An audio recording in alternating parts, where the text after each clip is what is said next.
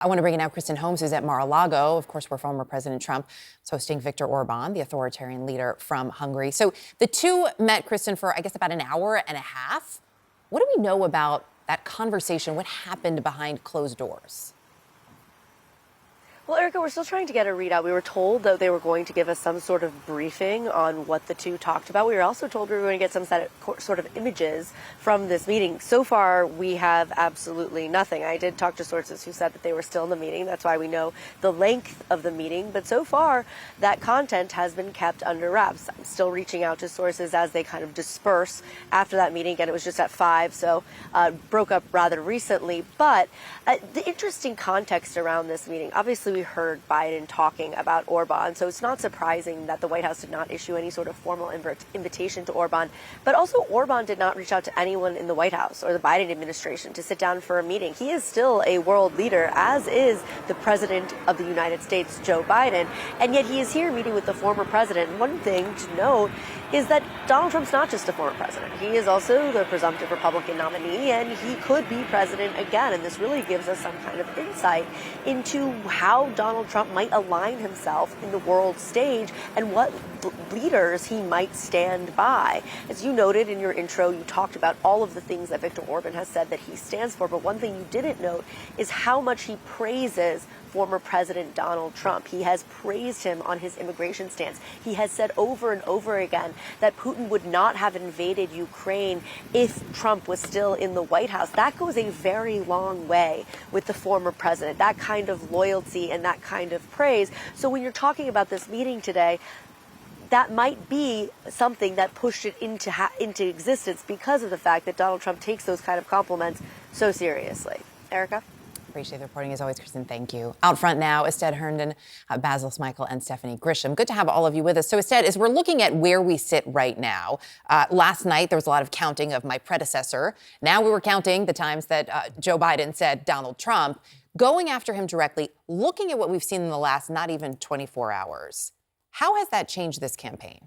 I think it marks a new chapter of the campaign. I think after Super Tuesday, you have the majority of delegates out. You clearly have the White House say that they can now zero in on who they know their opponent's going to be. And there's a reason they're doing it at this time. Joe Biden knows that when this election is about him and the referendum on him, they're on weaker position. When it is about Donald Trump, the White House feels better about that. So I think you see both last night and today as a kind of show of the message. But I think when the president's biggest political liability is age, the performance also matters. And what you saw yesterday was a Joe Biden that had his Wheaties, right? Was really kind of making a show to reassure Democrats that he has the energy to be the person leading them going forward. But I also think it's a shot across the bow to Republicans. And if they get the Joe Biden that they had last night in the summer and into the fall, that's going to be someone who gives the Democrats confidence. I don't think it's just about the momentum directly from last night, but if that is the person Democrats will see consistently through the summer and the fall. So it's about the person and about the momentum together, right? And whether or not that can be sustained for the next 8 months. Is this the Joe Biden that we will see for the next 8 months? It better be. It better be, because that's the Joe Biden that can win and will win. And as his point, it's amazing to me yesterday using that moment to take a shot across the bow with the justices sitting in the crowd saying, you made this decision, now you are going to understand the political and electoral power of women. So what's important, I think, for Joe Biden going forward and the Democrats is not to tiptoe around all of these issues that are mobilizing Democrats when they go to the polls. Talk directly to them. Talk about how Republicans are responsible for the abrogation of your rights and how Democrats are going to gain those back. So I love the energy. I think there's a tremendous amount of momentum coming off of last night, but we got to continue to see it. It's got to be consistent. But I think if we see that Joe Biden in November, it's a great opportunity for Democrats to win. Looking at the other side here, the presumptive Republican nominee, Stephanie, this meeting today with Viktor Orban and Donald Trump, I know you had been in the room, right, when Trump had meetings with strongmen like Orban. Do you think it's an exaggeration that he wants to use Orban's playbook in many ways? Absolutely not. Hearing Kristen say that the meeting has lasted at least an hour and a half just tells you something right there. Donald Trump has the attention span of a gnat. And the fact that he's sitting in there with a dictator shows you that this is what interests him. I have sat in many bilateral meetings with world leaders, and he always looked forward to speaking with President Erdogan of Turkey or President Xi of China, of course, Putin. And, it's funny, you played that soundbite where Trump said that, that he's such a strong man and you need a strong man leading your country. They're strong men against their own country, against the people of their own country. I think that's something that should be thought about there. And I think you're looking at a second Donald Trump term, in fact, in terms of he wants to be strong, that he can be tough with his own people, not be good to our allies, not be good to our people, and not to, defend people like in Ukraine. He wants to be a dictator.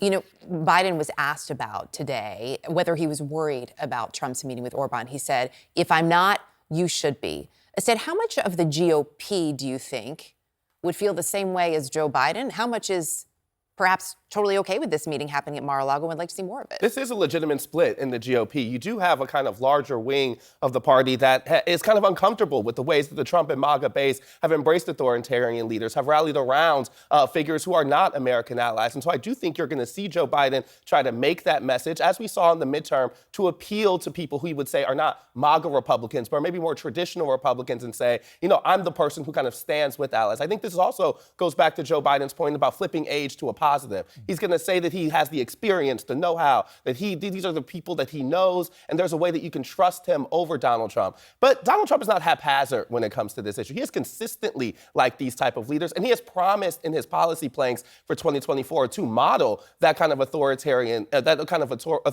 government. And so I'm saying it is not just a personal attachment between him and these authoritarians. He wants to mimic them. He is envious of that power, and he has promised in his voters and policy planks to replicate that if he was to come back in the second term. Baz, I want to get your take on something else that happened yesterday, sort of carrying into today and where it will go from here. As you know, the president is really struggling with a lot of younger voters in his party, more progressive voters. There's a lot of upset over how the situation in Israel is being handled. There was this moment last night that was actually caught. He was speaking with a senator. Take a listen.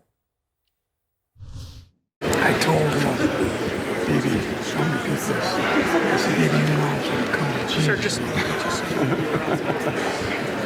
hot mic, oh, good. That was good. So today, Biden was asked specifically about those comments. Here's his response. I didn't say that in the speech. After the What speech. about after the speech? You guys eavesdropping on things. This is not the president's first rodeo. That's right. He knows there are a lot of mics around. There are a lot of That's right. cameras. Do you think he wanted that to get picked up? Did he want that out there? Well, he should have wanted it out there if he didn't, because I think it shows to an extent that he's hearing from those young voters. And I actually want to center those young voters because I teach a lot of them.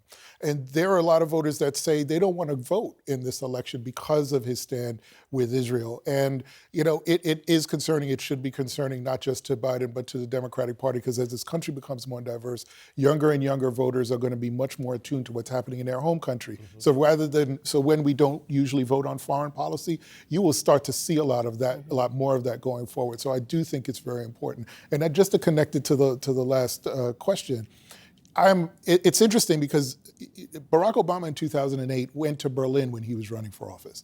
And he had this amazing speech where he talked to young people about the ways in which they pushed for democracy, defeated communism, and were really supporting sort of this movement that was happening internationally. Very different from what Donald Trump is doing and has been doing. I'm not saying Joe Biden needs to go to Germany, but I am saying that he needs to find a way to connect to young voters in particular and talk to them about how they are the future, that they can take the United States in a direction that Donald Trump is sorely trying to run away from. And I don't know that he's been able to do that yet, but I still think there's time. All right, we got 8 minutes. We'll be watching that. Stephanie, I'm curious. Donald Trump has now been pushing, didn't want anything to do with debates with his fellow Republicans, but has really been pushing for a debate with the president. How do you think that would play out if that were to happen? I think that Trump would, of course, make it about belittling Biden in any way he can, making fun of him instead of talking policy. You know, I would say if I were Biden's people, I would say, why debate him? He just lies all the time.